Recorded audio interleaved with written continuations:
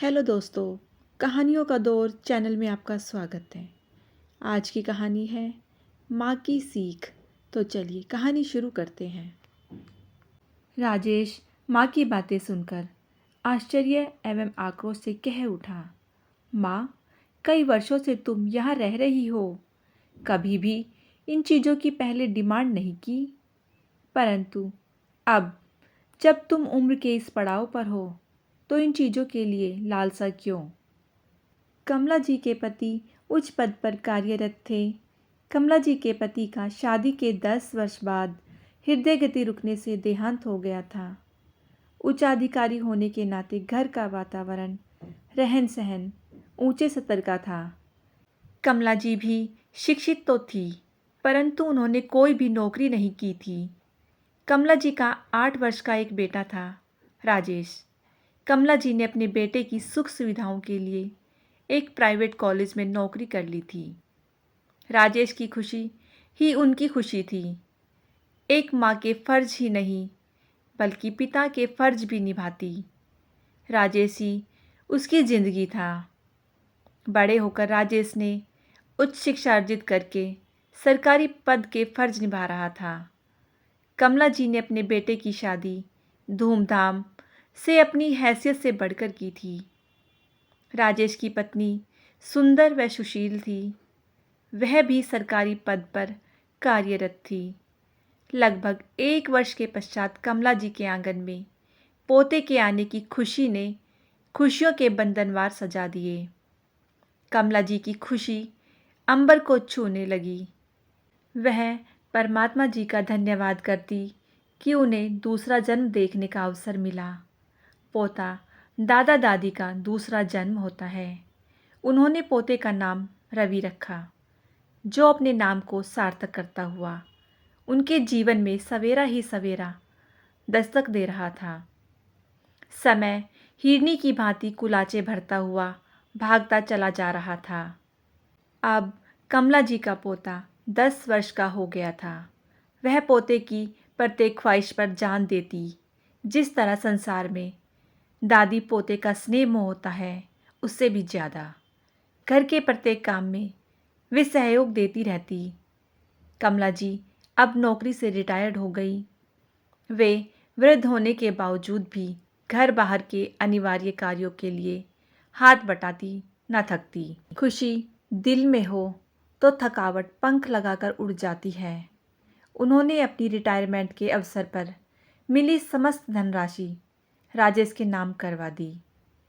अब वे लगभग 65 वर्ष की उम्र पार कर चुकी थी।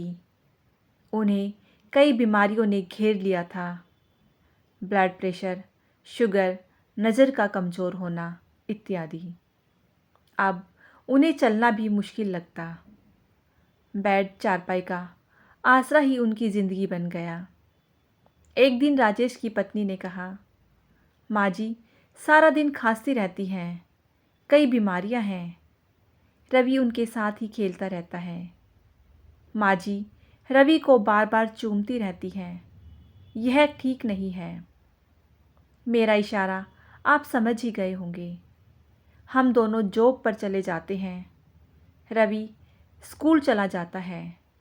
थके हारे आकर माँ जी को संभालना कितना मुश्किल होता है।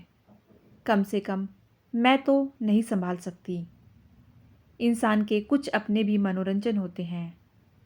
आजकल नौकर रखना भी तो ठीक नहीं। तनख्वाह बहुत मांगते हैं। मैं तो कहती हूँ कि माँ जी को वृद्धाश्रम में छोड़ आते हैं। वहाँ इनकी देखभाल भी ठीक होगी। हम भी आज़ाद, वहाँ उनका दिल भी लग जाएगा।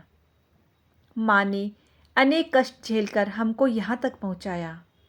अब उनको इस उम्र में वृद्धाश्रम में छोड़ आए, कोई अच्छी बात नहीं।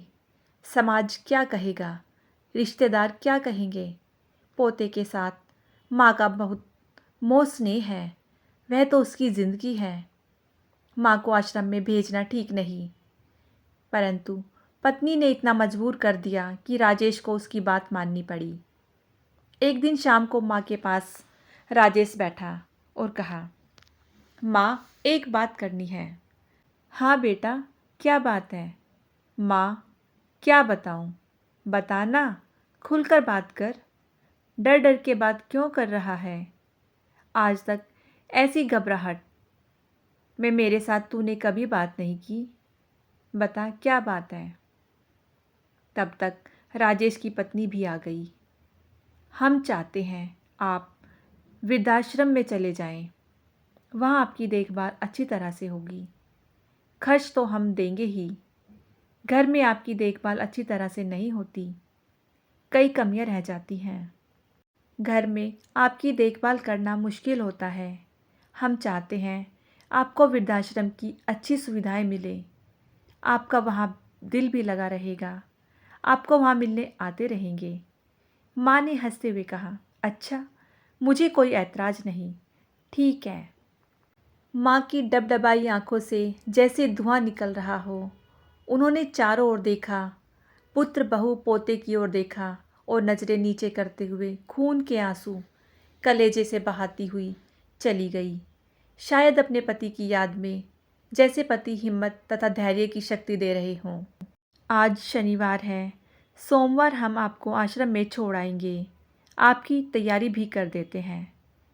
कमला जी पति को याद करके गुमसुम सी हो गई। बहू की खुशी तथा सास के आंसू, दो विपरीत दिशाओं का वर्तमान एक इतिहास को रचने जा रहा था।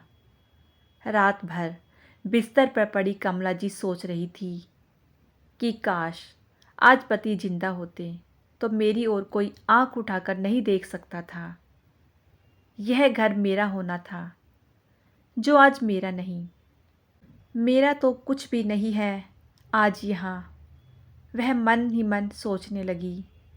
बेटे बहू से तो दूर हो सकती हूँ, परंतु पोते से दूर जाना तो मौत जैसा है। वे सोचने लगी, परमात्मा कौन से जन्म का बदला ले रहा है मुझसे।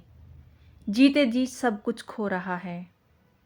माता पिता बच्चों को संस्कार दे सकते हैं, प्यार दे सकते हैं, शिष्टाचार सिखा सकते हैं, परंतु व्यवहारिक जिंदगी तो बच्चे स्वयं ही अपने आप से, समाज से ही सीख सकते हैं। यह ज़रूरी नहीं कि व्यवहारिक तौर पर शिक्षित बच्चे अच्छे हों। सोमवार को वे कमला जी को वृद्धाश्रम में छोड़ आए। पोता गुमसुम था, जैसे उसका जान से कीमती प्यारा खिलौना गुम हो गया हो। कुछ बोल नहीं रहा था। उसने अपनी माँ से उदास होकर कहा, दादी माँ को वहाँ क्यों छोड़ आए हो? इतना कहने की देर थी कि उसकी माँ ने जोर से एक थप्पड़ उसके मुंह पर जड़ दिया। वह बिलख कर रोता हुआ चुप हो गया। दादी माँ के जाने से जैसे उसकी दुनिया लुट गई हो। कमला जी अब वृद्धाश्रम में रहने लगी। वहाँ वह सुबह शाम मंदिर में जाती, अपने पोते के दर्शन कृष्ण भगवान की मूर्ति में करने लगी। कृष्ण भगवान की मूर्ति को प्यार करती, देख देख रोती, पूजा अर्चना करती, अपनी ममता उड़ेल देती। आश्रम में रहकर उन्होंने धार्मिक प्रवचन शुरू कर दिए। उच्च शिक्षित होने के कारण धार्मिक ज्ञान बहुत था। सारा आश्रम उनका श्रद्धालु बन गया। कभी कभी जब बेटा बहू और पोता मिलने आते तो वे पोते की दबी हुई भावनाओं को समझती, परंतु चुप रहती। पोते से दूरी बनाकर रखती थी। कहीं मोह ममता उसकी उदासी बनकर उसकी सेहत तथा पढ़ाई का नुकसान न कर दे। जब पोता चला जाता तो वे कमरे में अकेली बैठकर रोती रहती। इस तरह वृद्धाश्रम में कुछ वर्ष ही गुजरे थे कि कमला जी एक बार बहुत बीमार हो गई। उन्होंने वृद्धाश्रम की प्रभारी महिला को विनय करते हुए कहा, मैं अपने बेटे से मिलना चाहती हूँ। बेटे को फ़ोन पर संदेश दे दिया गया, राजेश, आपकी माताजी बहुत बीमार हैं, आपको मिलना चाहती है। राजेश ने कहा कि आज बुधवार है, मैं छुट्टी वाले दिन रविवार को मिलने आऊँगा। रविवार राजेश अकेला ही माँ को मिलने के लिए आया। माँ को देखते हुए कहा, माँ, आपने मुझे याद किया। सेहत तो ठीक है ना? हाँ बेटा, ठीक ही हूँ। मैं तुझे कुछ कहना चाहती हूँ। हाँ माँ, बताएं। बेटा, यहाँ गर्मी बहुत है। या मेरे कमरे में एक एसी लगवा दो। पंखे की हवा बहुत गर्म होती है। यहाँ रोटी ठंडी मिलती है। एक ओवन लगवा दे। भोजन ठंडा होने की वजह से कई बार भूखा ही सोना पड़ता है। गर्म पानी पीने को मिलता है। एक छोटी सी फ्रिज ला दे। या बेड पुराने हैं, नींद नहीं आती, ये सब चीज़ें ला दे। राजेश ने माँ की बातें सुनकर आश्चर्य एवं गुस्से से कहा, माँ, कई वर्षों से तुम यहाँ रह रही हो, कभी भी इन चीज़ों की पहले मांग नहीं की, परंतु अब मरणासन में हो तो इन चीज़ों के लिए लालसा क्यों? क्या ऐसा खर्च बेकार नहीं है? माँ ने स्नेह से कहा, नहीं, यह बात नहीं है। यहाँ बहुत सी तकलीफ़ें हैं।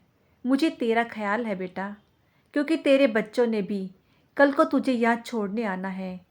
तुझे कोई तकलीफ़ ना हो मेरे लाडले, बस इसलिए। दोस्तों, हमें हमारे बुज़ुर्ग माता पिता का ध्यान और ख्याल अच्छे से रखना चाहिए, क्योंकि बुढ़ापे में ही उन्हें अपने बच्चों की सबसे ज़्यादा ज़रूरत होती है।